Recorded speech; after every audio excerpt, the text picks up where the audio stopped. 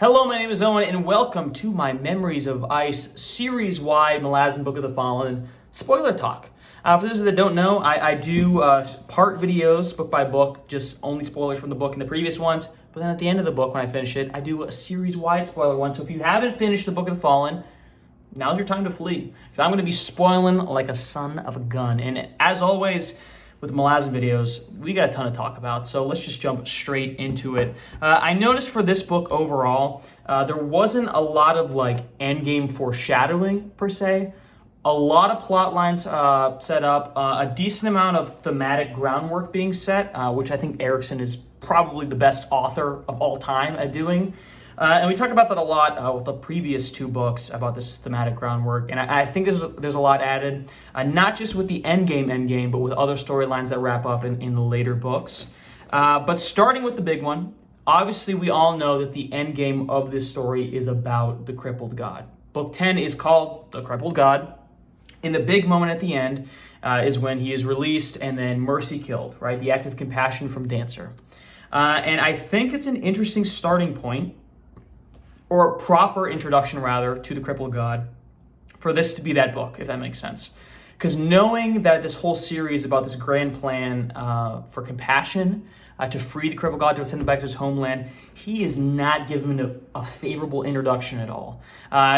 When we meet him, the first time we meet him properly, he does that thing to that merchant where he's like, oh, you promised like you'd cure my legs. He's like, yeah, I'll make sure you won't die, but boom, you're paralyzed. Crawl out of here, you son of a gun. He's mean, he's sadistic, he's just cruel, and he causes like the Jagged, like this kid who's now a man as the painting and seer, makes him more evil, directly responsible for the creation of this empire where it's just people suffering so desperate that they're cannibals, ruining land and ruining entire people. He's a dastardly son of a gun, and quick Ben runs with him. He's poisoning Burn, he's poisoning the earth, and if the earth is poisoned, we all die. So we know he's evil, we know he's got horrible plans, and quite frankly, it's very easy to come out of this book hating him.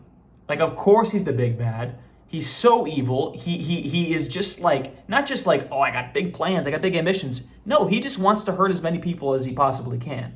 So it's hard from that perspective to come at it from a place of compassion. And I understand, having finished this book, why like people read the ending and say like, what? That's what this book series about? Like, come on, like I want some like justice. You know what I mean? But I think in terms of like thematic resonance and really justifying that final action, it's in the very beginning of the book. It's in the prologue. There's a line where they're explaining the origins of the crippled god and how he was brought down from another world to help in defeating Kelor because he's such an evil dude. So they bring him down and he's just torn to pieces, goes horribly astray. But there's a moment where K. Rool is like describing it and he's like, he was brought down in so much like pain and like suffering. But there was an overwhelming feeling of grief from him too. And I think it's something very interesting to remember this early in the book. And I think it'd be a very rare human in general to pick up on this and be able to empathize, not agree, not like support the crippled god, but to empathize with him this early. I think it's very easy to miss that perspective, just as like humans, which I think this book is about, is trying to make us think, which I think is why it's so great. Because if you think about it from the crippled god's perspective, right? He is a god of another realm and he is torn without his consent from his followers, from his world, basically endlessly tortured, incinerated, decimated, split into 1,000 pieces, tortured for essentially thousands of years of pain, and he finally gets some power back. He wants revenge, right? Like, I find it hard to believe if I was like abducted by aliens tonight and they cut me up into 1,000 pieces and burned those little chunks for 1,000 years. And if I got some sentience, the Glorbnuts are in trouble, let me tell you. I don't know if I'd be that compassionate to them. I think that if I like had the opportunity to like someone jumping off a cliff, sorry, Glorbnuts, happy flying, right? You know what I mean? And listen, I'm not saying that's morally right. I'm just saying like, if you put it in this perspective of like, he didn't ask for any of this. He doesn't know anything about this world. He doesn't care for anything because the only thing he's experienced in this world and this people is this torment, right? And you can't just say like, oh, like he's blaming the mortals for the act of the gods.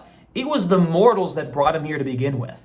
So from his perspective, he can blame the gods for chaining him. He can blame the wizards for summoning him. He can blame the mortals for not helping him. He could blame the gods for not helping him. He could blame this entire world for his torment. And K. Rool even says, when he becomes the power, he's going to be insane. Because how could you suffer thousands of years of torture and not be insane by the end of it? What I think is a testament to the crippled god's character at the end, the fact that he has shown this compassion and he returns it, right, by making his big promise to write this book of the fallen, which I think is just shows the testament of how great maybe he was before all this nonsense happened to him, right? And I think it makes it all the more tragic, and it really does make you empathize with the crippled god if you look at it from this perspective, and it really explains why he's doing all this evil stuff. Because from his perspective, why should he care how many people he hurts? Because his only plans is to hurt as many people as possible, right? So I think that's extraordinarily interesting and something that really struck me in this book. And like I said, it's hard to miss because he does so much evil stuff in here. And it's not like at the end of it, they're like, wow, compassion is for everybody. They're like, no, crippled god's still pretty bad, but it's pretty cool that Idkovian did that compassion thing though. It's all connected. The reason Idkovian has to do these things, not only for the arc of the Planet Mass, but to show us that the compassion is such a powerful magic in this world, and such a powerful human thing to give in real life, in humanity. And so I think that when I read this book the first time, obviously I took the compassion message away, but I didn't make the step of applying that to the villains in this story and where they're coming from and the crippled god, because it's human nature for us not to go that far, right? At least on the first time. Knowing where it's going, it's a lot easier to see those threads, and it's a lot easier to sympathize and empathize with the crippled god's situation. Not sympathize, because that means I'm agreeing. Empathize. You understand where they're coming from. You know what I mean? The other things, small things, a lot of plot lines being set up. A lot of references to Midnight Tidesy stuff. The Tist Idur are mentioned multiple times. We find one that's been drowned. We found a body of one. We get a reference to I can't remember his name. It's the Sengar brother who's Rulad. We get a reference to him. That's a loud car if you can hear that. Relax. Rulad and his emperor, he can't die. There's they mention him by name. It's the emperor who cannot die. He's running around. He's causing mischief. They're attacking people at sea. We get references to that. We get references to the holds, which are very important in those books. Basically, more lore dumping about the old magic system versus the new one, the elder gods versus the new gods, the holds versus the deck, and that relationship coming into play. Obviously, it doesn't really kick into gear until we get those Midnight Tides books in that setting, in that continent. But it's all introduced in this book, very easy to skip over. And really, in general, going back to the crippled god, a lot of his threads of influence are at least name dropped in this book. Obviously, the Panian Domain was his doing.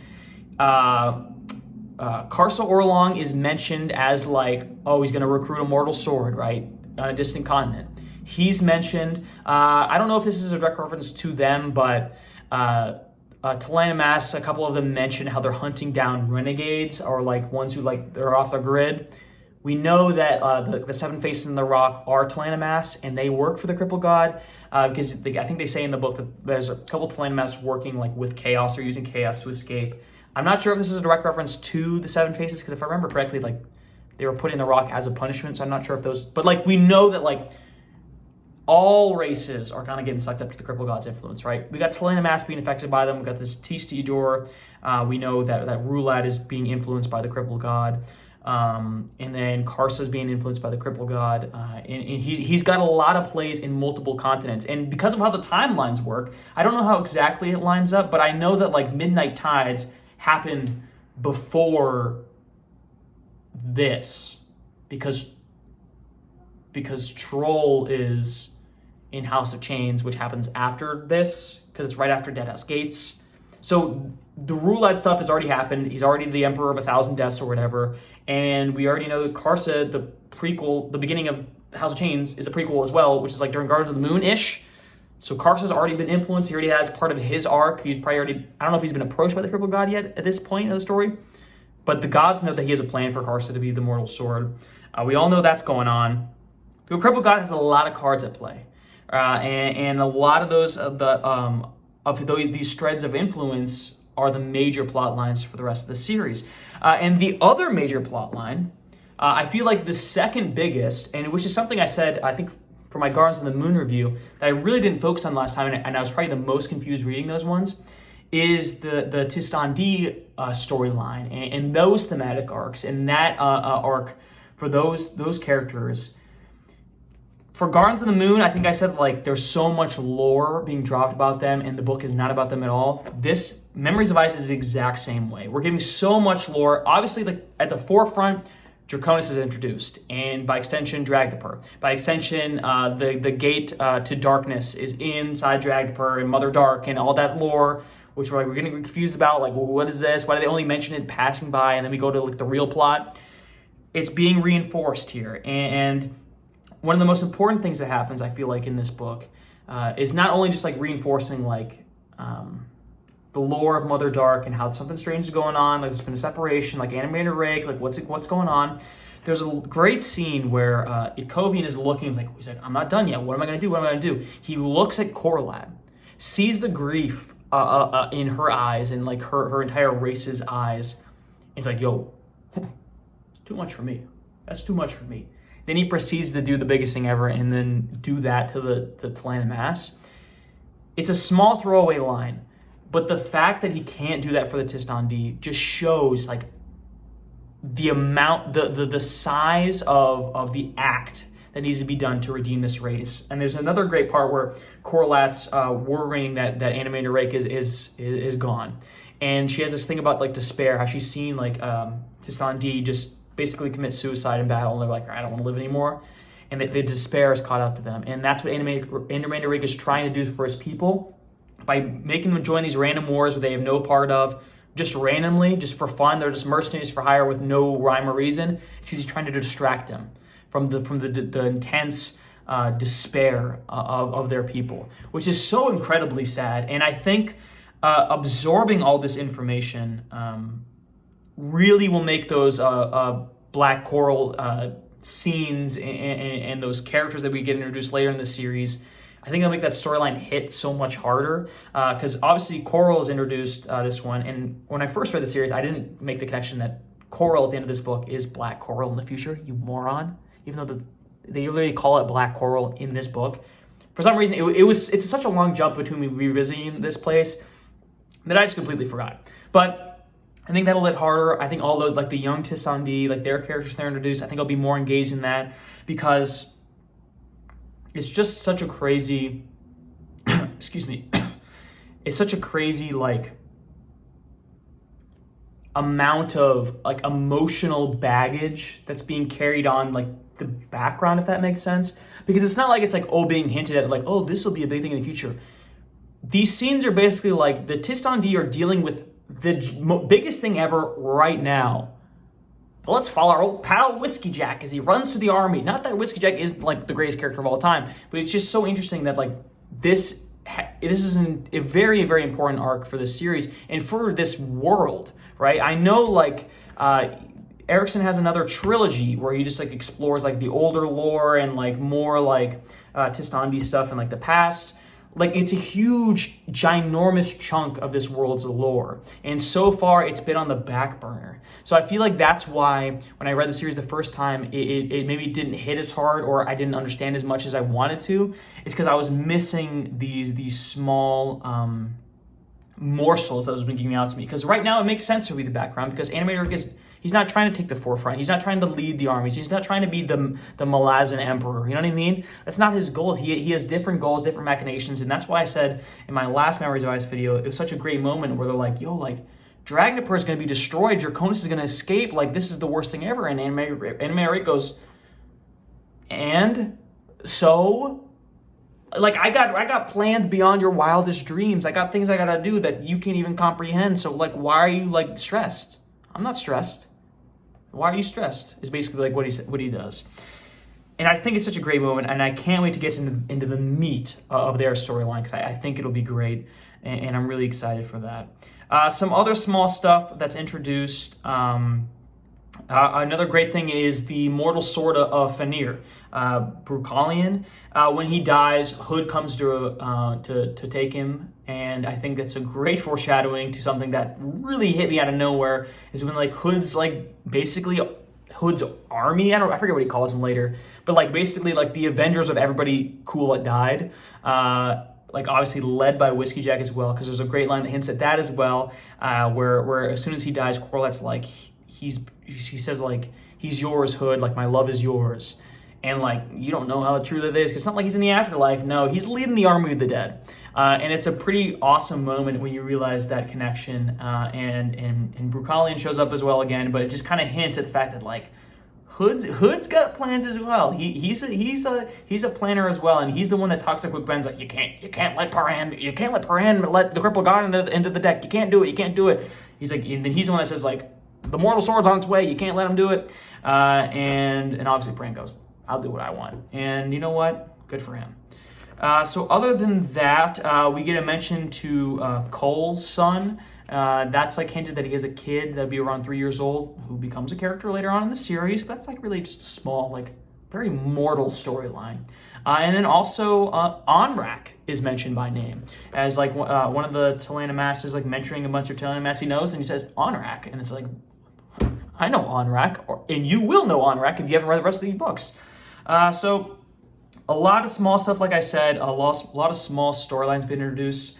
And I guess like in synthesis, in terms of like thematic groundwork, I think it just goes back to a lot of things we talked about in this book was kind of like the sequel to Deadhouse Gates in the sense, and obviously I know it's a sequel, the thematic sequel, because where it's like Guardians of the Moon is like unchaining yourself, freeing yourself.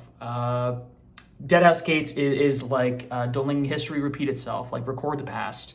And then this one is memories, right? But it's like releasing those memories, and it's who should hold the memories, those ones that should value, and they should be let go, right? It's like, it's grief and learning when to let go in a lot of ways, and giving up your pain, giving up your ritual for the Telanamas. It's kind of a lot of that.